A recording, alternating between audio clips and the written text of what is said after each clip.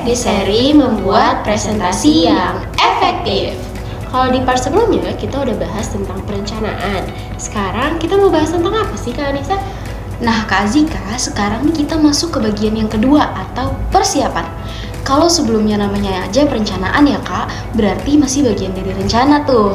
Nah kalau di tahap ini kita udah mulai nyusun dan siapin ke hal-hal yang lebih teknis dan juga praktis nih Kak. Kayak nyusun slide yang enak dilihat dan nyiapin alat bantu untuk mendukung presentasi kita.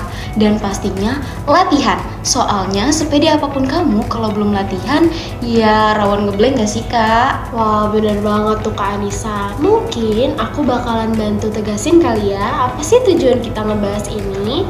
Jadi kalau kamu nonton video ini, kita akan bantu kamu buat bikin tampilan presentasi yang menarik dan nyambung sama isi. Pakai alat bantu yang cocok dan gak ribet, serta yang paling penting, kamu bisa tampil lancar, percaya diri, dan tepat waktu. Setuju banget tuh Kak Azika. Langsung kita gas aja kali ya Kak, masuk ke materinya. Oke, check it out! Jadi teman-teman, bagian kedua yang menjadi dasar presentasi yang efektif adalah persiapan. Ada 3 komponen pada bagian ini, yaitu desain, produksi, dan juga latihan. Oke, kita bahas ke yang pertama dulu, yaitu desain. Desain yang baik adalah salah satu kunci utama nih dalam membuat presentasi yang efektif. Sederhananya, desain adalah cara kamu mengatur dan memilih unsur verbal seperti kata-kata dan unsur visual seperti gambar atau tampilan dalam presentasi kamu. Nah, desain ini itu dibagi ke dalam 4 jenis. Pertama, ada desain umum. Nah, faktor desain ini itu terbagi menjadi 2, yaitu daya tarik struktural dan daya tarik pribadi. Singkatnya, kalau daya tarik struktural ini menekankan kepada penyusunan informasi yang runtut dan juga jelas. Namanya aja struktur, berarti berfokus pada struktur presentasi. Kamu bisa pakai pembukaan dan penutup yang bagus, memecah materi yang sulit jadi bagian kecil, dan ngasih penekanan visual atau verbal pada poin penting. Tempo bicara juga perlu dipertimbangin nih sesuai dengan tingkat pemahaman audiens. Nah, kalau daya tarik pribadi, ini fokusnya lebih ke untuk membangun kedekatan dengan audiens. Kamu perlu sampaikan tujuan sejak awal. Kalau pakai contoh, juga gunain contoh yang familiar. Dan kamu juga bisa ngomong seolah dari POV mereka. Intinya, libatin mereka secara aktif dan sesuaiin gaya bicara supaya nyaman didengar oleh audiens. Selanjutnya, yang kedua ada desain instructional. Nah, kalau faktor desain ini itu ada 5, yaitu perhatian, persepsi, memori, pembelajaran konsep, dan juga perubahan sikap.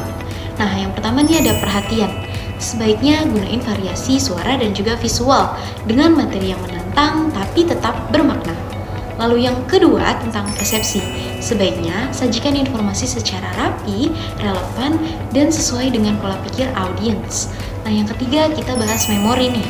Supaya materi mudah diingat, kalian bisa ulangin poin penting, beri contoh, struktur yang jelas, dan juga mengajukan pertanyaan kepada audiens. Dan yang keempat itu ada pembelajaran konsep. Kalian bisa tampilin contoh dan juga non-contohnya. Bisa juga gabungkan visual dan juga verbal yang jelas. Yang terakhir, soal perubahan sikap. Perubahan sikap biasanya terjadi saat orang paham isinya. Kuncinya, kalian bisa sampaikan informasi dengan jelas, bangun emosi, dan beri ajakan yang meyakinkan pada audiens. Selanjutnya, ada desain verbal dan visual. Untuk bagian verbal, ingat, naskah lisan itu harus enak untuk didengar. Kamu bisa pakai bahasa sederhana, gaya ngobrol, dan kalimat pendek. Sebaiknya hindarin kata sulit, bisa juga pakai contoh, dan kalau mau pakai humor, pastiin relevan dan gak menyinggung. Untuk membuat pesan verbal yang baik, perlu dipertimbangkan pedoman berikut ini.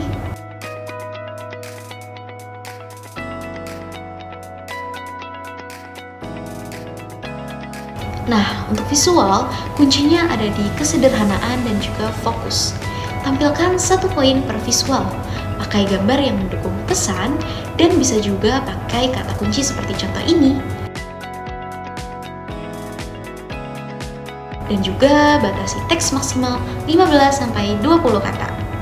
Jangan lupa soal legibility atau keterbacaan.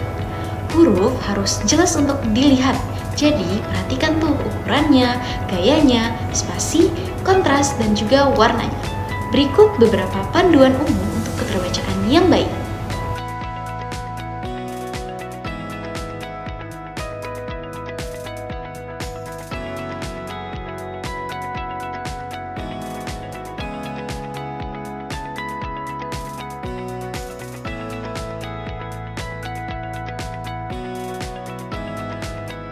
Lanjut ke grafik dan bagan.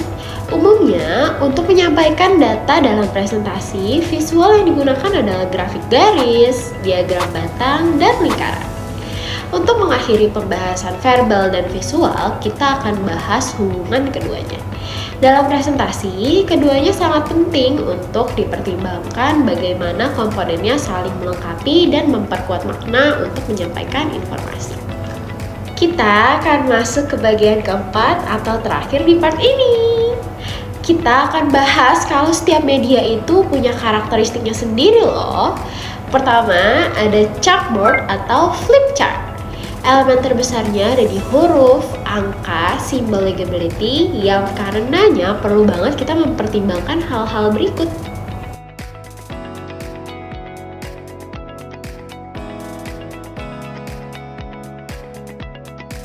Ada slide yang juga punya pedoman idealnya loh.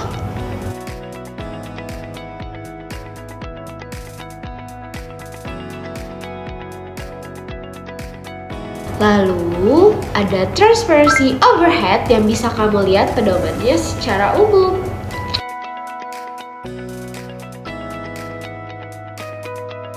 Selain itu, ada juga video tab. Pedoman untuk desain video mencakup pedoman yang tercantum untuk slide. Secara detail, kamu bisa lihat di sini.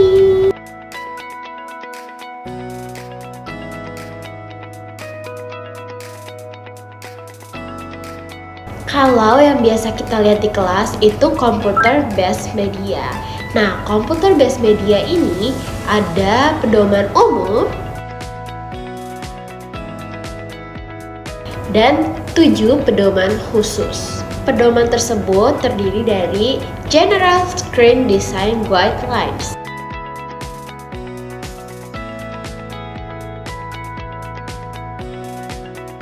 Kedua, location of information on the screen. 3, ada text.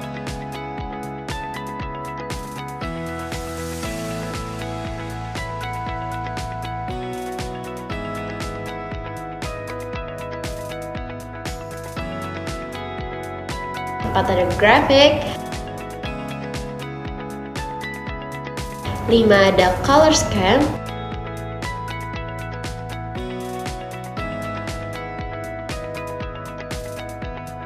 6, ada menus.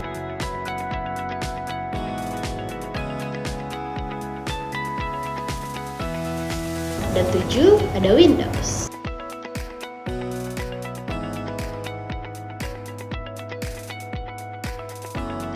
Terakhir ada handout yang isinya ringkasan yang bisa kamu lihat pedomannya di sini.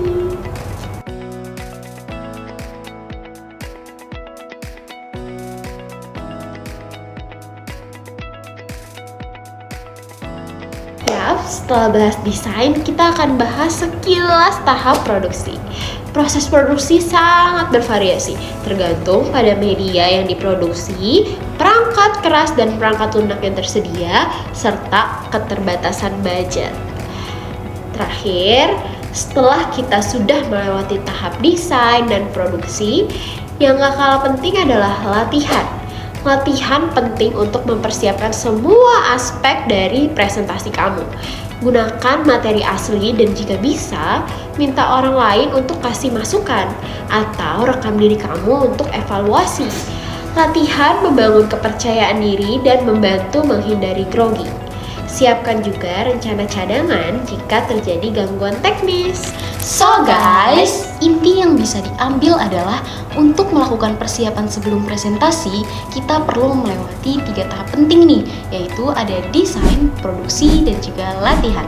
Nah, desain ini mencakup gimana kita ngatur unsur verbal dan juga visualnya, menyusun konten agar menarik, mudah dipahami, dan juga diingat oleh audiens. Produksi ini memastikan semua media pendukung bisa bekerja sesuai rencana. Dan yang terakhir itu ada latihan yang membantu kita tampil percaya diri dan siap menghadapi segala situasi teknis. Nah, dengan persiapan yang matang dan eksekusi yang tepat, tentunya pesan yang kita sampaikan akan lebih mudah diterima dan membekas di ingatan audiens. Semoga setelah nonton video ini kamu bisa lebih siap, percaya diri, dan pastinya makin keren pas bawain presentasi nanti. Ingat ya, presentasi itu kayak mie instan. Kelihatannya gampang, tapi kalau asal-asalan rasanya bisa kurang maksimal. Makanya siapin desainnya, produksi medianya, dan jangan lupa latihan biar gak deg-degan kayak ditanya dosen dadakan. Segitu aja informasi yang bisa kita kasih pada video kali ini. Semoga bermanfaat. Thank you for watching and see you in the next part. Bye bye.